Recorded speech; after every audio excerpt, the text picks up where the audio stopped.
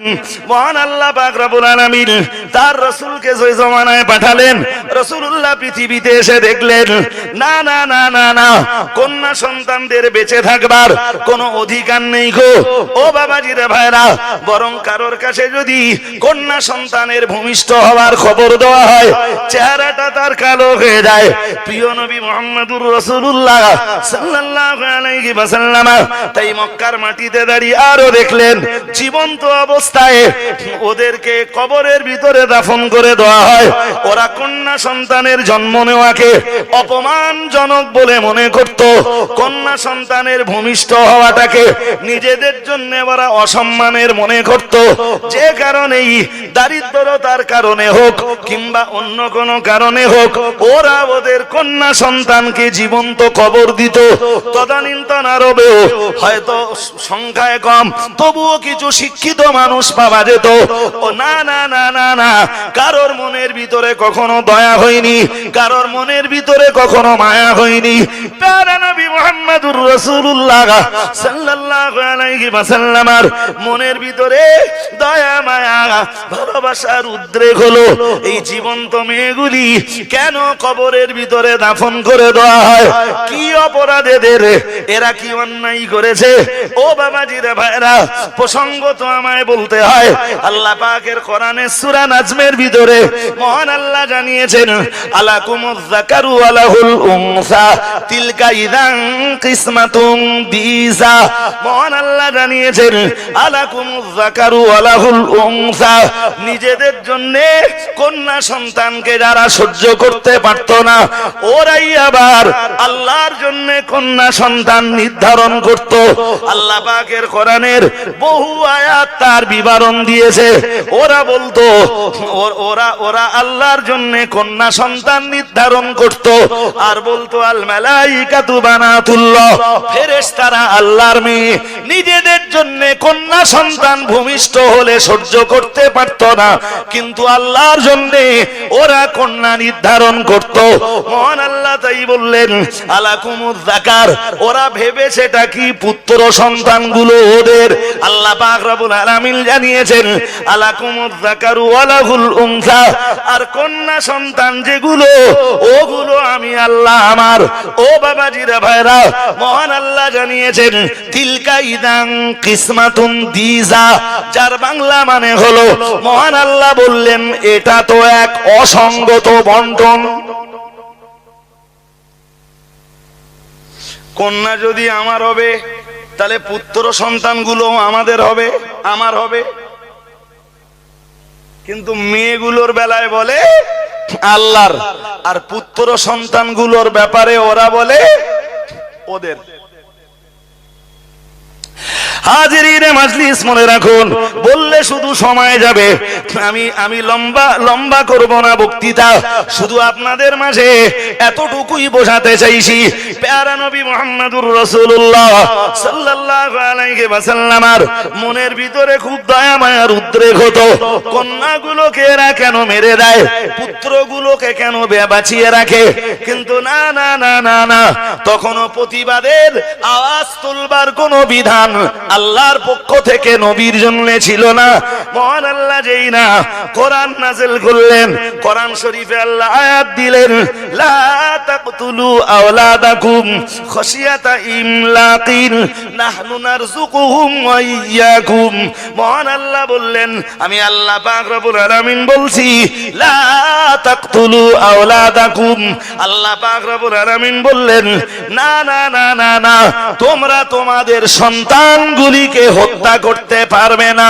আমি আল্লাহ পাক রব্বুল আলামিন বলছি তোমাদের উপরে নিষেধাজ্ঞা আরোপ করছি, সন্তানদেরকে তোমরা খতম করতে পারবে না, মারতে পারবে না, হত্যা করতে পারবে না, জীবন্ত দাফন করতে পারবে না। আরো পরিষ্কার করে আল্লাহ আয়াত দিলেন ওয়াইদাল মাউদাতু সুইলাত বিআইয়ি যামবিন কুতিলাত। মহান আল্লাহ বললেন কোন কারণে এই কন্যা সন্তানগুলোকে হত্যা করা হয়। ওদেরকে হাসরের মাঠে জিজ্ঞেস করা হবে তোদেরকে মারা হয়েছে কেন। তো ওদের যদি আল্লাহ জিজ্ঞেস করেন তোদের মারা হলো কেন, যারা ওদেরকে মেরেছে ওদের আল্লাহ ছাড়বে? জি, রাসূল প্রতিবাদের রাস্তা পেয়ে গেলেন, গর্জে উঠলেন, সিদ্ধান্ত নিলেন তাম আরবের কেউ যদি মুহাম্মাদের পাশে না দাঁড়ায়, কন্যা সন্তানদের জীবন্ত কবর দেওয়া বন্ধ করবার জন্য একাই যদি প্রতিবাদের আওয়াজ তুলতে হয়, মক্কার মাটিতে দাঁড়িয়ে শুধু আল্লাহর রহমতের ডানার উপরে ভরসা করে মুহাম্মাদুর রাসূলুল্লাহ সাল্লাল্লাহু আলাইহি ওয়াসাল্লাম একাই প্রতিবাদের আওয়াজ তুলবে। আর একটু মন খুলে বলুন, প্রতিবাদের আওয়াজ তুললেন, কন্যা সন্তানদেরকে জীবন্ত পুঁতে ফেলার দরজা চিরদিনের মতো রাসূল বন্ধ করে দিলেন। এবারে দরকার ওদের সম্মান ফিরিয়ে দেওয়া। আজকের নারী পূর্ণ স্বাধীনতার লক্ষ্যে, সম অধিকারের লক্ষ্যে সারা পৃথিবী জুড়ে আন্দোলন করছে।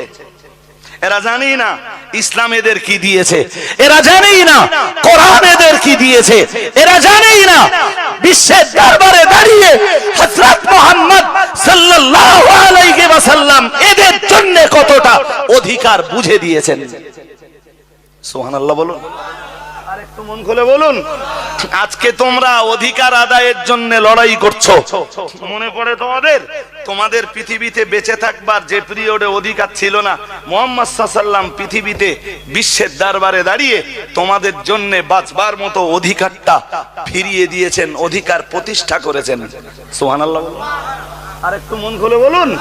আজকে সম অধিকারের নেশায় গোটা পৃথিবী জুড়ে প্রতিবাদের আওয়াজ উঠেছে, যদিও যারা এই আওয়াজ করে সম অধিকারের ব্যাখ্যাটাই তারা বোঝে না, আর নারীকে ইসলাম কি দিয়েছে সেটাও তারা বোঝে না।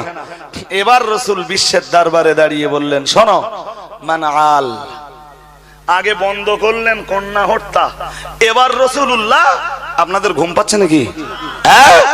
এবার রাসূলুল্লাহ বললেন, মান আলা সালাসা বানাতিন। সুবহানাল্লাহ। আর একটু মন খুলে বলেন, নবী বললেন যে 3টি কন্যা সন্তান পালন করবে। কটা? কোন বর্ণনায় হতে পারে বর্ণনাগুলো দুর্বল, কিন্তু তার চেয়ে কম সংখ্যার কথা আছে। আমি যে হাদিস বলছি এই হাদিসে এসেছে, আল্লাহ পাকের রাসূল বললেন, মান আলা সালাসা বানাতিন। ও আমার সাহাবীরা মনে রাখো, আমি রাসূলুল্লাহ বলছি, দুনিয়ার যে মানুষটি 3টি কন্যা সন্তান লালন পালন করলো, আল্লাহ পাকের রাসূল জানিয়েছেন, ফাদ্দাবাহুন্না, ওদেরকে আদব শেখালো, শিষ্টাচার শেখালো, লেখাপড়া শেখালো, ওদেরকে দ্বীনের তালিম দিল, ওদেরকে কোরআনের শিক্ষা প্রদান করলো, ওদেরকে মানে দ্বীন ইসলামের শিক্ষা প্রদান করলো। আল্লাহ পাকের রাসূলের পরে আবার বললেন, ওয়া আহসানা ইলাইহিন্না, ওদের প্রতি সৎ ব্যবহার করলো।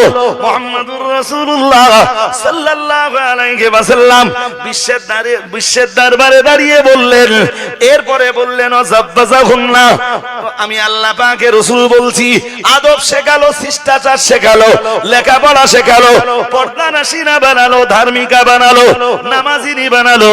এরপরে ওই মেয়েটাকে একটি সুপাত্রে নামাজি পাত্র রেখে আল্লাহওয়ালা ধার্মিক পাত্রের হাতে তুলে দিল, তার মানে তার বিয়ের ব্যবস্থা করলো। প্রিয় নবী মুহাম্মদুর রাসূলুল্লাহ সাল্লাল্লাহু আলাইহি ওয়াসাল্লাম বললেন, ফালাহুল জান্নাহ।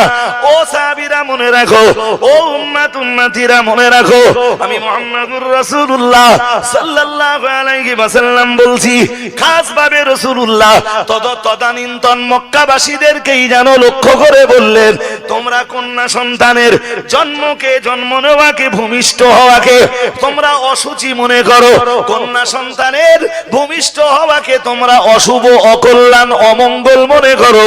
আর আমি রাসূলুল্লাহ বলছি, 3টি কন্যা সন্তানকে ঠিকঠাক লালন পালন করতে পারলে, 3টি কন্যা সন্তানকে লেখাপড়া শেখাতে পারলে, শিক্ষা দিতে পারলে, দীক্ষা দিতে পারলে, ইসলামের উপরে প্রতিষ্ঠা করতে পারলে, আমি আল্লাহ পাকের রাসূল বলছি, যোগ্য পাত্র দেখে তাদের জন্য বিয়ের ব্যবস্থা করে দিতে পারলে, আমি বিশ্ব নবী তোমাদের জন্য ঘোষণা দিচ্ছি, ফালাহুল জান্নাহ, আল্লাহ পাক রব্বুল আলামিন তোমাদের জন্য তথা তার জন্য জান্নাত নির্ধারণ করে দিবেন।